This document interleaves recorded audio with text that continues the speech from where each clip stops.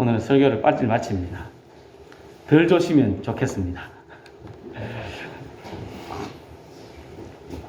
경북의 어느 한 절에 있었던 이야기라고 합니다. 어린 나이에 입적 스님이 되셨습니다. 세상이 끝날 때까지 불가에 귀의해서 살아왔던 한 스님이 청천벽력과 같은 유언을 남겼습니다. 이렇게 유언을 남겼습니다. 내 모든 재산을 구미에 있는 한 교회에 기증한다.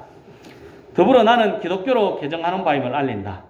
나는 더 이상 돌을 닦지 않고 예수님을 그리스도로 믿기로 이미 결정했다. 이러고 죽었습니다.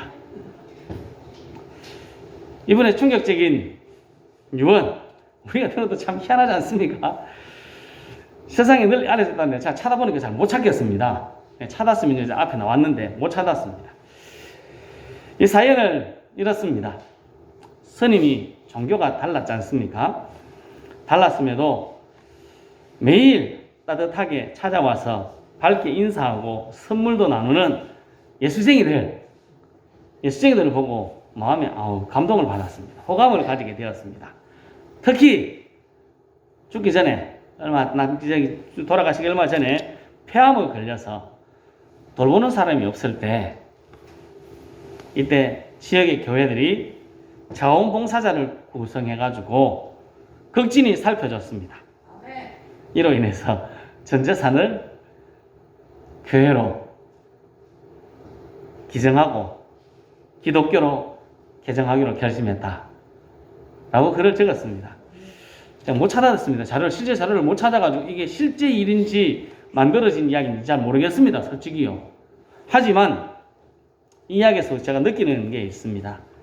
생각도 다르고 종교도 다릅니다. 하지만 사람들의 마음을 움직이는 것은 무엇일까요? 사랑입니다. 하나님의 말씀대로 사랑으로 실천할 때 그 일들이 귀하게 나타나는 것입니다. 옳고 그름을 따지고 개인의 이익 그것을 따지고 이런 걸 다 따지지 말고 그저 아름다운 사랑의 손길을 전하는 것이 복음을 전하는 것의 가장 효과적인 방법이다 라고 이야기하고 싶은 내용입니다. 이야기는 그런 겁니다. 편견 없이 사랑을 베푸셨던 예수님의 모습을 따라서 우리도 순종할 때 하나님의 말씀에 순종할 때 귀한 역사가 나타납니다. 말씀을 따라 살아가는 것이 가장 바른 길이고 복된 길임을 알고 하나님의 말씀을 따라 살아가야 됩니다. 우리도 가끔씩 그럴 때 있지 않습니까? 우리도 매년 몇 가지씩 이웃에게 나눕니다. 그리고 우리 이렇게 이야기하시는 분도 가끔 있습니다. 오지도 않았는데 뭐로 주냐고. 예, 맞습니다. 제가 그럴 때마다 똑같이 이야기하는 말이 있는데 안 오니까 줍니다. 오는 사람한테는 줄 필요가 없습니다. 원래 낚시꾼들도 잡은 고기는 미끼를 안 줍니다. 밥을 안 주고 가만히 놔둡니다. 안 잡히니까 자꾸 미끼 주고 꼬시려고 노력하지 않습니까?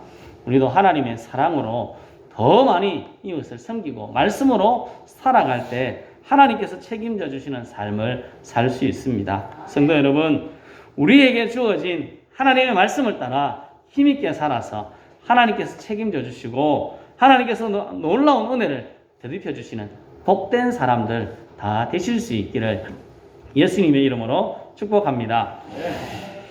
오늘 말씀은 남쪽 유다의 12번째 왕 아하스의 이야기입니다. 아하스는 요담의 뒤를 이어서 20세의 왕이 되고 16년 동안 나라를 다스립니다. 그의 평가는 2절에 이렇게 나옵니다. 같이 읽겠습니다. 이스라엘 왕들의 길로 행하여 바알들의 우상을 부어 만들고. 아멘. 아하스는 아버지 요담과 달랐습니다. 다윗과 같이 행하지 않았고 하나님 보시기에도 정직하게 행하지 못했습니다. 이스라엘 왕들의 길로 행하였고 악한 일을 행하였습니다. 앞쪽에 쭉 읽어보시면 우상을 만드는 것뿐만 아니라 한 일이 또 있습니다. 내 자녀를 불로 지나가게 합니다. 죽입니다. 불로 태워서 우상에게 제사하는 일도 이 아하스가 합니다. 우상을 섬기고 자기 마음대로 아하스 왕 살아가던 그에게 하나님은 어떻게 하셨을까요? 5절에 보면 아람 왕이 남쪽 유다 아하스의 나라를 쳐들어와서 많은 사람을 끌고 갑니다. 5절 중반부터 보면 북쪽 이스라엘 왕 베가가 쳐들어와서 많은 사람들을 죽이고 잡아갑니다. 남쪽 유다는 참 힘들고 어려운 상황이 되었습니다. 이러면 대부분 성경을 보다 보면 이 정도 되면 어떻게 합니까? 잘못했습니다 해야 되는데 안 그럽니다. 그러자 17절 18절에 보면 에돔과 블레셋이 다시 쳐들어옵니다. 16절에 이렇게 이야기합니다. 같이 읽겠습니다. 그때에 아하스 왕이 아수르 왕에게 사람을 보내어 도와주기를 구하였으니 아멘. 에돔과 블레셋이 쳐들어오니까 그때 당시에 강대국이었던 아수르에게 도움을 요청합니다. 그래서 아수르 왕이 도와주러 오는 것 같았습니다. 근데 20절에 이렇게 이야기합니다. 이것도 읽겠습니다.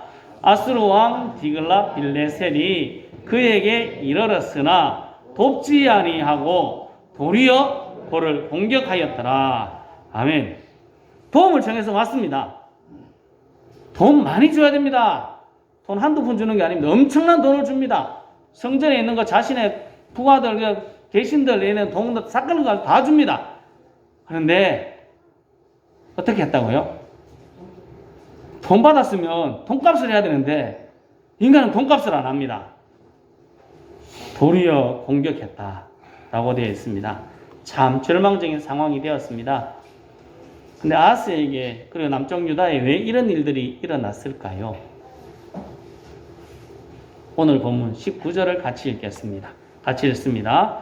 이는 이스라엘 왕 아하스가 유다에서 망령되이 행하여 여호와께 크게 범죄하였으므로 여호와께서 유다를 낮추심이라. 아멘. 아하스와 남쪽 유다가 이렇게 힘들었던 이유는 아하스 왕이 망령되이 행하였기 때문이다 말씀합니다. 아하스 왕뿐이겠습니까? 이스라엘 사람들도 망령되이 행하였기 때문입니다. 아하스 앞에 붙은 말이 무엇입니까? 저 19절에 뭐라고 적혀 있습니까? 이스라엘 왕. 오늘 제목이지 않습니까? 이스라엘 왕 아하스. 제가 제일 처음 이야기 드렸는데 아하스는 남쪽 유다의 12번째 왕입니다. 어느 나라 왕이라고요? 남쪽 유다의 왕입니다. 근데 저기 뭐라고 이야기하고 있습니까? 이스라엘 왕이라고 이야기합니다. 이런 참 성경이 적다가 실수했습니까? 그렇지 않습니다. 경기를 하다 보면 좀 승부 조작이라는 것 요즘 좀 덜 하던데 예전에 좀 있었지 않습니까? 승부를 조작합니다. 이기고 지는 걸 조작하거든요. 감독이 경기를 이겨야 되는데 지려고 우리 편이 못하도록 자꾸 작전을 짭니다. 더 지도록. 그게 지대로 된 감독이겠습니까? 그런 일이 지금 이 남쪽 유다에 일어났다는 겁니다. 아하스 왕은 남쪽 유다의 왕인데 자꾸 지도록 상대편에게 이기도록 그렇게 행동하였다는 겁니다. 아하스는 유다를 망하게 하려고 상대편이 되는 것처럼 생각할 정도로 행동했습니다. 그래서 우리 편 아니야 이 사람은. 누구 편이라고요? 이스라엘 편이라고요. 그렇게 이야기하고 있는 겁니다. 지금요. 우리 편 아닙니다. 이렇게 이야기했습니다. 힘들어 죽겠는데 그 힘든 데다가 소금을 확 뿌립니다. 그래서 죽으라고 지금 소금 치고 있는 겁니다. 아하스 왕 소개하는 28장의 내용은 처음부터 끝까지 거의 대부분이 아하스의 힘들고 어려운 내용만 소개되어 있습니다. 좋은 이야기가 없습니다. 계속 힘들고 어렵습니다. 오늘 읽은 28장을 보면 아하스의 범죄, 하나님의 징계의 모습이 나오다가 중간에 다른 이야기가 살짝 나옵니다. 북쪽 이스라엘의 이야기가 나오거든요. 8절부터 15절까지 북쪽 이스라엘에 일어난 일을 소개하고 있습니다. 남쪽 유다가 아하스가 잘못해가지고 베가가 와서 사람들을 잡아갑니다. 많이 잡아갑니다. 북쪽 이스라엘로 딱 잡아갔습니다. 그때 선지자가 나옵니다. 전리품이 생겼지 않습니까? 종이 생겼는데 얼마나 좋겠습니까? 그때 선지자가 나타나서 이렇게 이야기합니다. 야, 너희들 그렇게 하면 돼. 하나님이 남쪽 유다를 징계하라고 그랬지 사람 잡으라고 그랬지 게 없지 않냐? 왜 잡아왔어? 돌려보내줘. 선지자가 이렇게 이야기합니다. 북쪽 이스라엘 사람들이 어떻게 했을까요? 헤이, 이때까지 선지자 말 듣도 안 했는데 이 사람 말을 들었겠습니까? 이렇게 생각할 수 있지만 희한하게도 이때는 선지자의 말을 듣습니다. 희한합니다. 다른 때는 안 듣다가 죽으라고 안 듣다가 이때 와가지고는 선지자의 말을 듣습니다. 막 우기는 사람이 있을 거 아닙니까? 저건 내 종인데 내 물건인데 가만히 있으면 내 건데 내가 편하게 살 수 있는데 이렇게 이야기하는 사람들이 생겼지 않겠습니까? 그러자 그 중에 유력한 사람들이 칼을 뽑아서 너 그렇게 들어오면 네 목이 날아간다 하고 선지자의 말을 들어줍니다. 돌려보냅니다.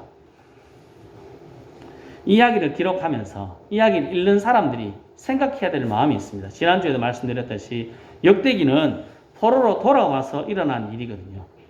하나님의 말씀에 순종하는 삶을 살아가라. 그 말을 이야기하고 싶은 겁니다.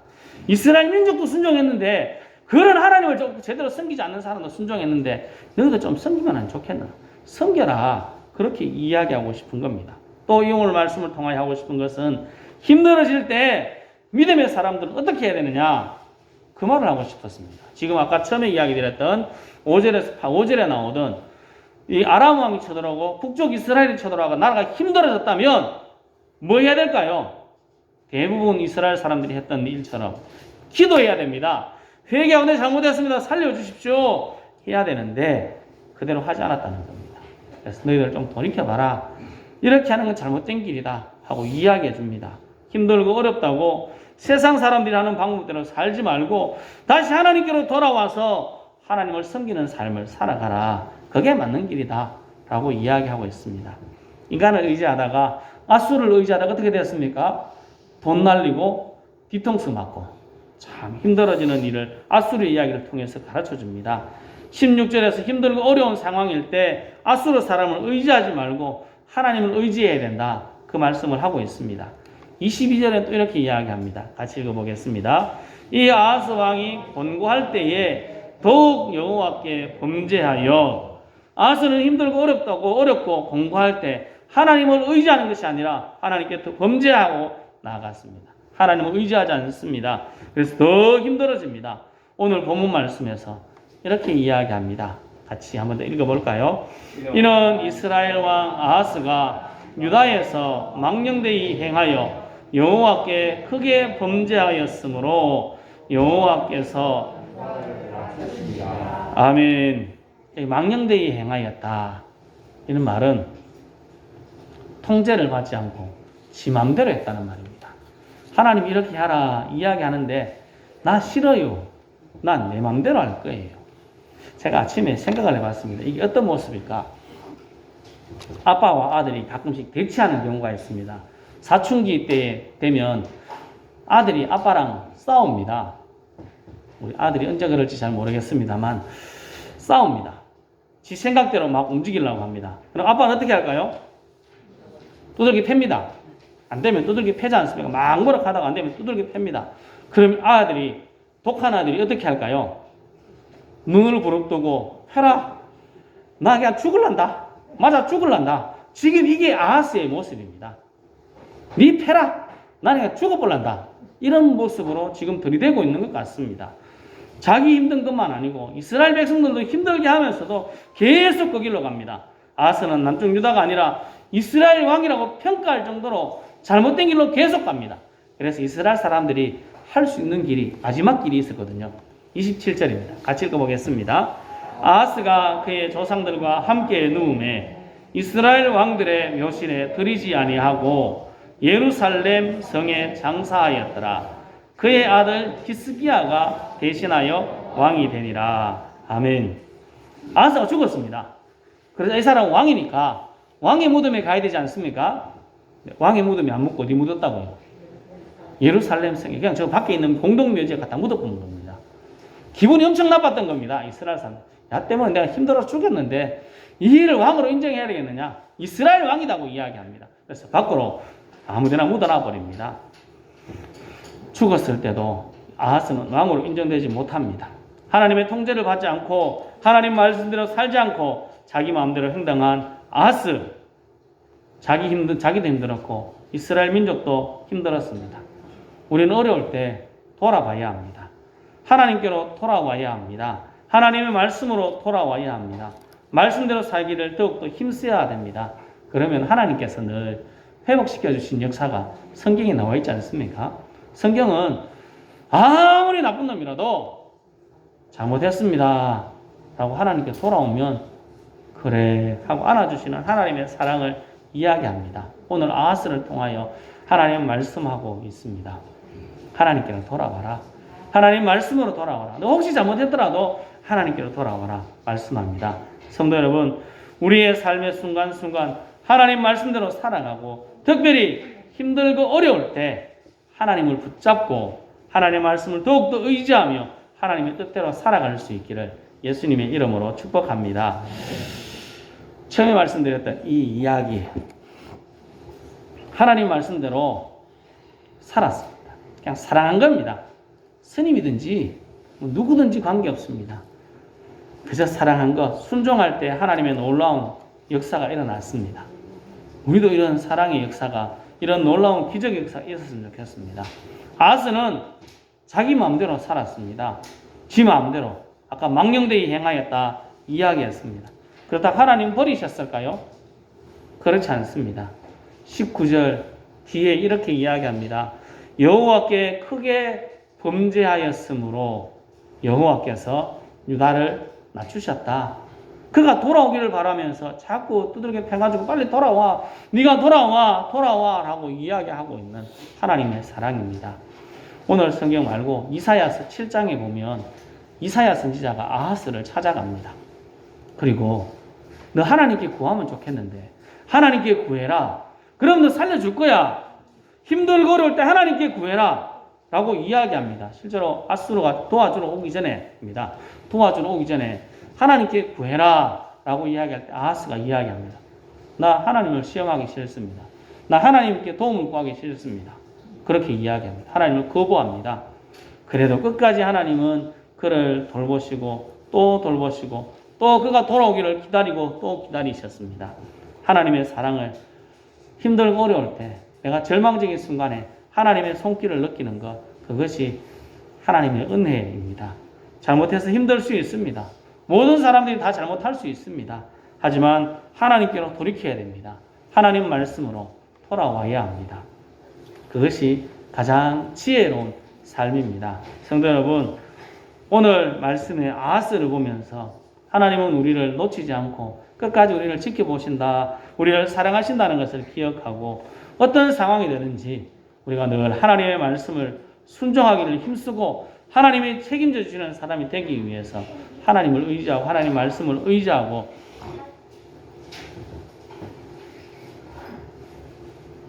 내 마음대로 살아가는 것이 아니라 하나님 말씀대로 하나님이 원하시는 삶에 순종하여서 하나님의 인도를 받고 아까 봤던